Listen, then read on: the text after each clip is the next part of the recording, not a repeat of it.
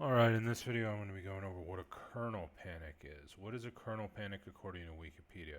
A kernel panic, sometimes abbreviated as KP, is a safety measure taken by an operating system's kernel upon detecting an internal fatal error in which either it is unable to safely recover or continuing to run the system would have a higher risk of major data loss. The term is largely specific to Unix and Unix-like systems. The equivalent on Microsoft Windows operating system is stop error, often called the blue screen of death. A kernel panic refers to a computer error from which the system's operating OS cannot quickly or easily recover.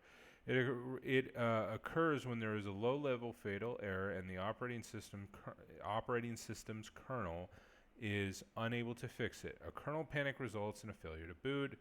It is used by an OS kernel.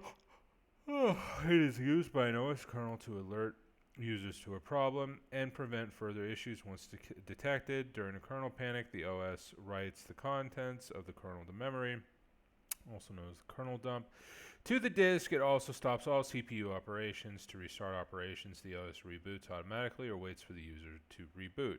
So what really is a kernel panic? A kernel panic is when the Linux kernel encounters an error it can't recover from and must shut down. It's when your computer fucks up in a big way and has no other choice but to shut down. Kernel panics are never a good thing. Why does a kernel panic shut down the entire computer? To prevent major data loss and massive damage to the computer. What causes a kernel panic? A fatal error that the kernel can't safely recover from, or one in which puts the system at risk for major data loss or damage. So basically, a kernel panic is an error that if the computer doesn't shut down right now, either it's going to damage the computer, as in the computer may catch fire,